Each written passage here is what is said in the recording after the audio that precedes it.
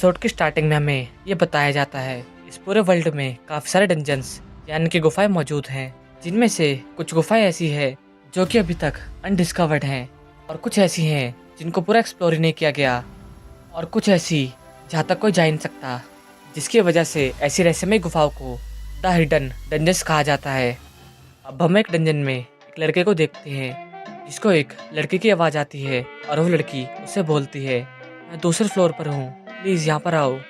और वो लड़का दूसरे फ्लोर पर जाता है और वो अपने सामने एक दरवाजे को देखता है और वो जैसे ही उस दरवाजे को खोलता है उसको अपने सामने एक सुंदर सी लड़की दिखती है जो कि चैन से बंधी होती है। अब हम एक घर का सीन देखते हैं जहाँ हमारा मेन कैरेक्टर सोकर उठता है और कहता है, मेरा नाम नोआर स्टाडिया है और मैं अपनी नोबल फैमिली का तीसरा बेटा हूँ। अपनी ग्रेजुएशन कंप्लीट करने के बाद मैंने अपना करियर बनाने के बारे में सोचा है। और वो नीचे जाते हुए कहता है, आज तो मेरी जॉब का पहला दिन होने वाला है। लेकिन तभी वो अपने सामने अपने फादर को सर झुकाते हुए देखता है, इसलिए वो उनसे पूछता है, फादर क्या हुआ और मॉम इतनी उदास क्यों है। उसके फादर उससे कहते हैं, तुम्हें जिस लाइब्रेरी में जॉब मिली थी वो जॉब किसी विस्कॉट के बेटे को मिल गई है, इसलिए तुम काम करने के लिए वहाँ नहीं जा सकते। तो ये सब सुनकर नोआर हमें बताता है, हम नोबल्स तो बेशक से हैं लेकिन हमारी स्टाडिया फैमिली सिर्फ बैरनेट नोबल्स में से आती है जो कि नोबल्स के रैंक में सबसे नीचे होते हैं। तो बेसिकली हम गरीब नोबल्स हैं, इसलिए कोई भी बड़ी रैंक वाला नोबल हमें आसानी से किसी भी काम पर से हटा सकता है। वहीं पीछे से नोआर की छोटी बहन एलिस आते हुए कह रही होती है, फादर मुझे बताइए किसने ऐसा किया है, मैं पर्सनली जाकर उससे बात करूंगी। लेकिन नोआर उसे उसका गुस्सा ठंडा करने के लिए बोलता है। वहीं एलिस नोआर को हीरो अकेडमी ज्वाइन करने के लिए बोलती है। अब नोआर हमें बताता है, जो लोग हीरो अकेडमी से ग्रेजुएट होते हैं वो लोग रॉयल नाइट्स या फिर मॉन्स्टर हंटर्स बन सकते हैं। बेसिकली इसका मतलब ये है कि अगर तुम इन दोनों में से कोई एक चीज बन जाओ तो तुम्हारी लाइफ तो सेट है। नोआर एलिस से कहता है, मुझे नहीं लगता कि मैं इसमें पास हो पाऊंगा। लेकिन एलिस कहती है, और तुम एक बार ट्राई तो करना चाहिए, अगर तुम एक बार पास हो जाओगे तो मैं खुद तुम्हारी केयर करूंगी। अब नोआर रास्ते में जा रहा होता है, तभी पीछे से एक लड़की आते हुए उसे गुड मॉर्निंग विश करती है और नोआर भी उसे गुड मॉर्निंग बोलते हुए हमें बताता है, ये है एमा ब्राइटनेस। एमा की फैमिली काफ़ी अमीर है क्योंकि वो बैरनी रैंक के नोबल्स में पैदा हुई है और हमारे पेरेंट्स काफ़ी अच्छे दोस्त हैं और हम दोनों भी बचपन के काफ़ी अच्छे दोस्त हैं। तभी एमा उससे कहती है, आज तो काफ़ी मज़ा आने वाला है, हम दोनों को लाइब्रेरियन की जॉब मिली है, हम दोनों आज अपनी पूरी मेहनत करेंगे। अब वो दोनों एक बेंच के ऊपर बैठे होते हैं और नोआर उसे सुबह की सारी बात बता देता है। अब एमा बोलती है, तो काफ़ी बुरा हुआ और मेरे पास तुम्हारे लिए गुड न्यूज़ है, तुम्हारी स्किल के बारे में। अब नोआर हमें बताता है, द ग्रेट सेज स्किल। मेरे पास बस ये एक ही स्किल है, ये स्किल मुझे दुनिया की हर चीज़ के बारे में बताती है, ये एक रेयर स्किल है। मेरे पेरेंट्स को जब मेरी इस स्किल के बारे में पता चला था तो वो खुशी के मारे उछलने कूदने लगे थे। लेकिन दिक्कत तो ये है कि मैं इसे यूज़ नहीं कर सकता। मतलब कि मैं इसे यूज़ तो कर सकता हूँ और जब भी मैं इसे यूज़ करता हूँ मेरे सर में इतना तेज दर्द होता है कि मेरी इच्छा करती है कि मैं मरी जाऊँ और इसीलिए मैं इसका इस्तेमाल नहीं करता। अब एमा कहती है, मैंने कुछ बुक्स पढ़ी और मुझे पता लगा कि जब ग्रेट सेज मार्लिन को सर में दर्द होता था अपनी वाइफ को किस किया करते थे, तो क्या पता किसी लड़की को किस करने से तुम्हारा सर दर्द भी ठीक हो जाए। और वो ये भी कहती है, क्या तुम ट्राई करना चाहोगे। नोआर कहता है, तुम्हारी बात तो ठीक है पर क्या ऐसे रहेगा। ये सुनकर एमा शर्मा जाती है और घबराते हुए बोलने लगती है, हाँ मेरा मतलब और तुम किसके साथ ये सब करोगे, और वैसे भी हम बचपन के दोस्त हैं और ये तो सिर्फ एक किस की बात है। जिसके बाद नोआर एमा को किस करने के लिए आगे बढ़ता है, लेकिन तभी एमा उसे रोक देती है और कहती है, पहले हम एक अच्छी सी जगह पर चलते हैं। और वो दोनों टाउन में जाकर एक अच्छी सी जगह पर जाते हैं। जिसके बाद नोआर एमा को किस करता है। इसके बाद एमा नोआर का हाथ पकड़ते हुए उसे हौसला देती है और नोआर को उसकी पावर यूज़ करने के लिए बोलती है। अब नोआर अपनी स्किल को यूज़ करते हुए कहता है, ग्रेट सेज मुझे बताइए मैं इतना स्ट्रॉन्ग कैसे बनूं जिससे कि मैं हीरो अकेडमी के एग्जाम को पास कर सकूं। और ग्रेट सेज कहते हैं, तुम्हें एक डंजन को एक्सप्लोर करना पड़ेगा। नोआर कहता है, क्या डंजन, तो सबसे पास वाला डंजन कौन सा होगा। ग्रेट सेज कहते हैं, यहाँ से साउथ वेस्ट में 15,000 मीटर दूर तुम्हें एक गुफा मिलेगी, इसके अंदर जाकर तुम्हें एक स्विच को एक्टिवेट करना है और उसको एक्टिवेट करते ही तुम्हें इन्फिनाइट लेबिरिंथ का रास्ता मिलेगा। अब अपनी स्किल को यूज़ करने के बाद नोआर के सर में काफ़ी दर्द होने लगता है, जिसको ठीक करने के लिए वो दोबारा एमा को किस करता है और इस बार किस थोड़ी देर तक चलती है। उसके बाद हम नोआर को देखते हैं जो कि उसी केव में आया होता है और वो दीवार में लगे एक पत्थर को दबाता है जिससे कि वो पूरी दीवार घूम जाती है और नोआर उस दीवार के साथ उस केव के पीछे आता है। और नोआर अपने सामने एक बड़े से दरवाजे को देखता है जिसे देखकर वो ग्रेट सेज की बात को याद करता है, मैं डोर को खोलने के लिए एक स्पेल की जरूरत पड़ेगी और वो स्पेल है। अब नोआर बोलता है, hidden dungeon only I can enter. तभी वो डोर ग्लो करते हुए खुलने लगता है। अब नोआर आगे बढ़ता है और वो एक दरवाजे के पास आकर खड़ा होता है। अब नोआर उस दरवाजे को खोलता है और वो अपने सामने एक लड़की को चैन से बंधा हुआ देखता है। अब नोआर उस लड़की के पास जाता है और उससे कहता है, क्या तुम जिंदा हो। वहीं वो लड़की उससे कहती है मेरे सर पर हाथ रखो। और जैसे ही वो उसके सर पर हाथ रखता है उसके मन में उस लड़की की आवाज़ सुनाई देती है जो कि उससे कह रही होती है मेरा नाम ओलिविया सर्वेंट है और एक बार मैं अकेले इस डंजन के अंदर आ गई थी। मैंने अपने आप ही इस डंजन के अंदर अकेले आना सीखा था, जिसके बाद मैंने सेकंड फ्लोर पर जाकर एक मॉन्स्टर से फाइट की और उसे सिर्फ 2 सेकंड में हरा दिया। और ऐसी चीज़ें काफ़ी आसान चल रही थी लेकिन मैं एक ट्रैप में फंस गई और अब मैं यहाँ पर 200 सालों से बंधी हुई हूँ। तभी सुनते नॉर कहता है क्या 200 सालों से? मैंने खोल देता हूँ अभी। लेकिन ओलिविया कहती है नहीं ऐसा बिल्कुल मत करना, इन चेन्स को डेथ चेन्स कहा जाता है, ये स्पेशल्स है, अगर तुम इन्हें खोलने की कोशिश करोगे तो तुम्हें ओलिविया यानी कि मुझे अलविदा करना पड़ेगा। अब नॉर कहता है तो तुमने मुझे यहाँ पर क्यों बुलाया? ओलिविया कहती है मैं किसी से बात करना चाहती थी, मुझे लगने लगा था कि कभी भी कोई मेरी आवाज़ नहीं सुन पाएगा और तुमने मेरी आवाज़ सुनी और तुम यहाँ पर आए। तुम्हें पता भी नहीं है कि मैं कितनी खुश हूँ। वैसे तुम्हारे पास काफ़ी पोटेंशियल होगा, जब भी तो तुम इस जगह को ढूंढ पाए हो। तो तुम्हारा नाम क्या है? नॉर कहता है मेरा नाम नॉर स्टाडिया है। ओलिविया कहती है तो तुम यहाँ पर किस काम से आए हो? और नॉर उसे सारी बात बताता है। अब ओलिविया कहती है तो पक्का तुमसे ग्रेट सेज ने ये भी कहा होगा, एक सुपर हॉट लड़की तुम्हें बेसमेंट 2 में बंधी हुई मिलेगी। लेकिन नॉर कहता है नहीं, इन्होंने ऐसा तो कुछ नहीं बोला था। अब ओलिविया कहती है मैं तुम्हें स्ट्रॉन्ग बनाने के लिए अपनी स्किल्स दूंगी, तो मेरे पास आओ और अपने सर को मेरे सर से टच करो। अब नॉर ऐसा ही करता है, तभी इसको एकदम से कुछ अजीब सा महसूस होता है। अब नॉर को ओलिविया की सभी स्किल्स मिल जाती है। वही ओलिविया उससे कहती है अब मैं बिना पछतावे के मर सकती हूँ और हाँ, अब से तुम मुझे मास्टर बोलोगे। और वो उसको अपनी स्किल्स के बारे में बताने लगती है, जिसमें वो उसको 3 स्किल्स देती है। और पहली स्किल होती है गेट क्रिएटिव स्किल।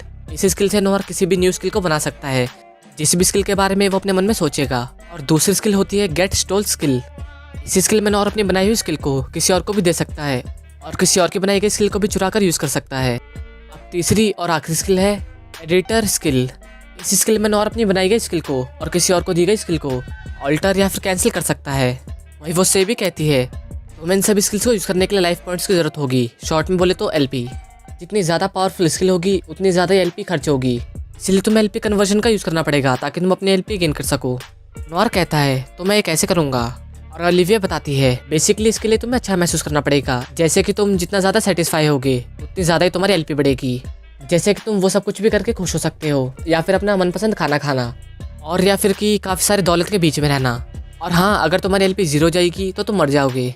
ये सुनते ही नॉर मन में कहता है इसे ये पहले बताना चाहिए था। अब ओलिविया कहती है तो तुम्हारे पास अभी कितनी एलपी है? अब नॉर चेक करता है और चेक करके बताता है मेरे पास अभी 550 एलपी है। ओलिविया कहती है तो तुम्हें अपनी गेट क्रिएटिव स्किल को चेक करना चाहिए। अब अगले सीन में हम नॉर को देखते हैं जो कि एक गोल्डन स्लाइम के सामने खड़ा होता है। वही वो कहता है get creative stone blood skill, और उसके मन में स्टोन ब्लड स्किल बन जाती है, लेकिन इसमें उसकी 50 एलपी खर्च हो जाती है। अभी वो गोल्डन स्लाइम नॉर के ऊपर अटैक करता है, लेकिन नॉर अपनी स्टोन ब्लड स्किल से एक ही शॉट में उसे मार देता है। लेकिन ये सब कुछ करने के बाद उसे काफ़ी थकावट महसूस होती है और वो कहता है मैं अपनी एलपी को कैसे गेन करूँ, मुझे इसके बारे में सोचना चाहिए। जिसके बाद हम अगले सीन में नॉर की बहन को देखते हैं, जिसकी गोद में नॉर लेटा होता है। वही नॉर कह रहा होता है इसमें तो काफ़ी मज़ा आ रहा है, इससे तो मेरी एलपी पक्का गेन हो जाएगी। और ऐसा करते ही नॉर की एलपी 500 से डायरेक्ट 600 हो जाती है। अब हम अगले दिन का सीन देखते हैं जहाँ पर नॉर और एमा एक बेंच पर बैठे होते हैं। तभी नॉर एमा से कहता है मुझे तुमसे एक फेवर चाहिए, वैसे तुम आज थोड़ी अलग सी दिख रही हो, मेरा मतलब कि तुम ज़्यादातर ऐसे कपड़े पहनती हो जो कि तुम्हारी बॉडी को ढकते हैं। एमा कहती है वो तो मैं इसलिए करती हूँ क्योंकि सब लोग मेरे चेस्ट को घूरते रहते हैं, तो मुझे उसे छुपाना ही पड़ेगा ना। लेकिन नॉर कहता है पर मुझे नहीं लगता कि आउटफिट इसमें कोई हेल्प कर रही है। जो सुनकर एमा गुस्सा हो जाती है और नॉर से मनाने लगता है और कहता है क्या मैं तुम्हें एक बार हक कर सकता हूँ? अब एमा तुरंत ही मान जाती है और नॉर एमा को हक करते हुए कहता है ये कितना मज़ेदार है। तभी हम ये भी देखते हैं कि उसकी एलपी 600 से सीधा 950 हो जाती है। अब हम एक पास्ट का सीन देखते हैं जहाँ पर नॉर ओलिविया से कहता है मास्टर मैं कोई ऐसी स्किल सोच रहा हूँ जो मुझे हीरो अकेडमी के एग्जाम को पास कराने में हेल्प कर सके। ये सुनकर ओलिविया कहती है मेरे पास एक स्किल है तो, लेकिन उसको यूज़ करने के लिए तुम्हें 300 एलपी की जरूरत पड़ेगी, क्या तुम इसमें इंटरेस्टेड हो? नॉर कहता है हाँ मैं हूँ, प्लीज़ मुझे बताइए। ओलिविया बताती है इस स्किल का नाम है डिसर्निंग आई। इसकी हेल्प से तुम किसी भी लिविंग क्रिएचर या फिर किसी भी ऑब्जेक्ट के अंदर एक पीक करके उसके बारे में कोई भी इन्फॉर्मेशन पता कर सकते हो। बेसिकली स्किल तुम्हें एक ऐसी पावर देती है जिससे कि तुम किसी के अंदर भी झांककर उसके बारे में कोई भी इन्फॉर्मेशन इकट्ठा कर सकते हो। क्यों, है ना ये मजेदार? ये तुम्हारे एग्जाम में तुम्हारी हेल्प करेगी। अब हम प्रेजेंट टाइम का सीन देखते हैं जहाँ पर नॉर और एमा हक कर हटते हैं। अब नॉर एमा को देखते हुए कहता है ठीक है मेरे पास अब काफ़ी एलपी हो गई है, और वो गेट क्रिएटिव बोलकर डिसर्निंग आइज को एक्टिवेट कर लेता है। जिसके बाद वो अपनी स्किल को ट्राई करने के लिए एमा को देखता है और उसके सामने एमा की सभी पर्सनल डिटेल्स आ रही होती है। अब नॉर कहने लगता है ये तो काम कर रही है, अब मैं पक्का एग्जाम में पास हो जाऊंगा। तभी वहीं पर एमा कहती है मेरे शोल्डर्स में थोड़ा दर्द हो रहा है, थोड़े हैवी हैं। ये सुनते ही नॉर अपने मन में सोचता है मैं अपने गेट क्रिएटिव स्किल को यूज़ करके एमा की चेस्ट को कम कर सकता हूँ, इससे उसको हेल्प मिलेगी। और वो ATLP यूज़ करके एमा के ऊपर अपनी स्किल का यूज़ करता है। अभी एमा देखती है कि उसकी चेस्ट धीरे धीरे छोटी हो रही है और ये देखकर उसका रिएक्शन कुछ ऐसा होता है। अभी एमा नॉर से कहती है ये क्या हो रहा है, तुमने अभी क्या किया? नॉर कहता है अब तुम्हारे कंधों में दर्द नहीं होगा, चिंता मत करो, काफ़ी सारे लोगों को पतली चेस्ट पसंद है, लेकिन वैसे मुझे पहले वाले ज़्यादा पसंद थे। लेकिन तभी एमा उसके ऊपर चिल्लाते हुए कहती है मुझे पहले की तरह नॉर्मल करो। अब नॉर एमा को नॉर्मल कर देता है और एमा काफ़ी खुश होती है। इसके बाद हम अगले सीन में देखते हैं हीरो अकेडमिक एग्जाम का दिन आ जाता है। वहीं हम नॉर को भी देखते हैं जो कि कह रहा होता है यहाँ तो सभी नोबल्स आए हैं। अभी वहीं पर एक आदमी बोलता है अब से तुम्हारा एंट्रेंस एग्जाम चालू होने वाला है, तो मेरी बातें ध्यान से सुनो। तुम सभी का टास्क ये है कि तुम्हें मॉन्स्टर्स से रॉ मटेरियल्स कलेक्ट करने हैं। तुम लोग कितना ज़्यादा और कितना रेयर मटेरियल इकट्ठा करके लाओगे, इस बात से तुम सभी को जज किया जाएगा। तुम सभी को एक काम टीम वर्क से करना है, इसलिए एक टीम में 3 जने रहेंगे और अगर कोई खाली हाथ लौटा तो वो फेल होगा। इसके बाद हम अगले सीन में देखते हैं नॉर एक टीम बनाने के लिए काफ़ी सारे लोगों के पास जाता है, लेकिन उसके गरीब नोबल होने की वजह से सभी लोग उसे मना कर देते हैं। अब नॉर काफ़ी उदास खड़ा होता है। तभी हम देखते हैं कि वहाँ पर एमा आ जाती है। अब नॉर उससे पूछता है एमा तुम यहाँ पर क्या कर रही हो, तुम्हारी लाइब्रेरियन जॉब का क्या हुआ? एमा कहने लगती है मैंने वो जॉब छोड़ दी, मुझे लगा कि मुझे एक बार हीरो अकेडमिक एग्जाम में भी ट्राई करना चाहिए। अब ये सब बकवास छोड़ो, चलो टीम अप करते हैं। तभी वहीं पर एक लड़की आते हुए कहती है क्या तुम टीम अप करना चाहती हो? मेरा नाम लिनोर ब्लूडन है। एमा कहती है मेरा नाम एमा ब्राइटनेस है। और वो लड़की कहती है तो तुम एक बैरनी हो। तभी नॉर कहता है मेरा नाम नॉर स्टाडिया है। लेकिन वो लड़की कहती है मैंने तुम्हारा नाम नहीं पूछा, वैसे भी मैं एक बैरनोट नोबल का नाम पूछने की परेशानी क्यों करूंगी। अभी वहीं पर उनका एग्जाम स्टार्ट होता है और उन्हें बोला जाता है तुम सभी को कल तक का टाइम मिलेगा, जितना ज़्यादा हो सके उतना ज़्यादा मटेरियल्स इकट्ठा करो और कल तक यहाँ पर लेकर आओ। तुम मटेरियल्स लाने के लिए कोई सा भी तरीका इस्तेमाल कर सकते हो, लेकिन कल से पहले। वही सभी लोग जल्दी जल्दी भागते हुए कह रहे होते हैं चलो जल्दी से मार्केट से महंगा सामान खरीद लेते हैं। वहीं पर एमा कहती है क्या हम सामान खरीद भी सकते हैं? नॉर कहता है हाउस ने वैसे भी ये नहीं बोला था कि तुम्हें एक्चुअली एक मॉन्स्टर को डिफीट करना पड़ेगा। अभी उनकी टीम की तीसरी मेंबर जाते हुए कहने लगती है जल्दी जल्दी काम करो और कल तक यहाँ पर सामान लेके आना। उसके जाने के बाद एमा नॉर से कहने लगती है अगर तुम हंटिंग करने जा रहे हो तो मैं भी तुम्हारे साथ आऊँगी। लेकिन नॉर उससे कहता है नहीं तुम यहीं पर रुको, मेरे पास एक आइडिया है। इसके बाद हम अगले सीन में देखते हैं कि नॉर एक डंजन में होता है और कह रहा होता है मुझे पक्का लगा था कि एक हिडन डंजन में काफ़ी सारे रेन मॉन्स्टर्स होंगे और इसी वजह से मैं सीधा 3rd फ्लोर पर आ गया। लेकिन अब तभी हम देखते हैं कि उसके सामने एक डेथ रीपर खड़ा होता है। नॉर अपनी डिसर्निंग आई का यूज़ करते हुए कहता है मेरा लेवल तो अभी 23 है, लेकिन ये डेथ रीपर तो लेवल 99 का है। ये तो पक्का कि अगर इसने मेरे ऊपर एक बार भी अटैक किया तो मैं पक्का मार जाऊंगा। तभी वो डेथ रीपर नॉर के ऊपर अटैक करता है, लेकिन नॉर उसके अटैक को डॉच कर देता है और वो अपने मन में सोचने लगता है अगर मैं अपने रिटर स्किल का यूज़ करके तुरंत मारने वाले अटैक को डिलीट कर दूंगा तो क्या अब तक मैं बच जाऊँ। और तभी वो देखता है कि उसको ऐसा करने में 4000 LP लगेगी। तभी वो डेथ रीपर उसके ऊपर अटैक करता है, लेकिन नॉर से हैवी करके उसे वहाँ पर रोक देता है। लेकिन ऐसा करते ही नॉर के पास सिर्फ 300 LP बचती है। नॉर डेथ रीपर के ऊपर अटैक करने के लिए आगे बढ़ता है, लेकिन तभी डेथ रीपर भी उसके ऊपर अटैक करता है, लेकिन नॉर उसका अटैक को डॉच करते हुए उसके नीचे से निकल जाता है और 100 सेंटीमीटर बड़ी स्टोन ब्लड बनाता है और वो उससे डेथ रीपर के ऊपर अटैक करता है, जिसकी वजह से वो स्टोन ब्लड डेथ रीपर के कोर पर लगती है और डेथ रीपर में पे टूट जाता है। अभी हम देखते हैं कि नॉर का लेवल 23 से सीधा 33 हो जाता है। इसके बाद हम अगले दिन का सीन देखते हैं जहाँ पर हीरो अकेडमी में एग्जाम का रिजल्ट बताया जाता है, जिसमें टीम गैनोस 5880 पॉइंट्स के साथ 3rd पोजीशन पे आई होती है और टीम एलिजाबेथ 11550 पॉइंट्स के साथ 2nd पोजीशन पर आई होती है। ये सुनकर एमा नॉर से कहती है उसने अभी तक हमारा नाम नहीं लिया, क्या हम पास हो जाएंगे? और नॉर कहता है तुम टेंशन मत लो, मुझे यकीन है कि हम पास हो जाएंगे।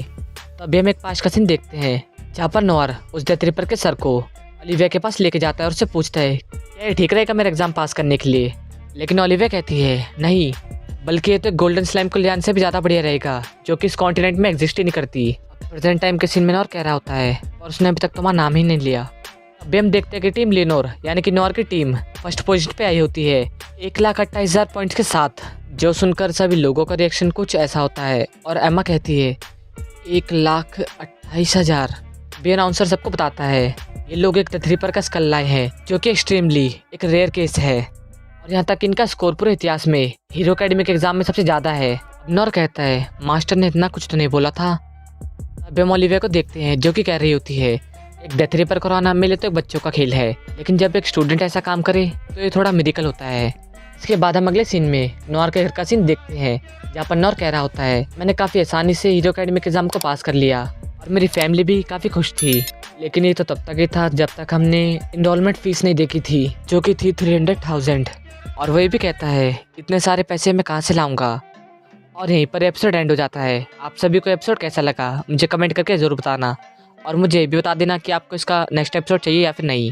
तो अब अगले एपिसोड में मिलते हैं, तब तक के लिए あらあら、さようなら。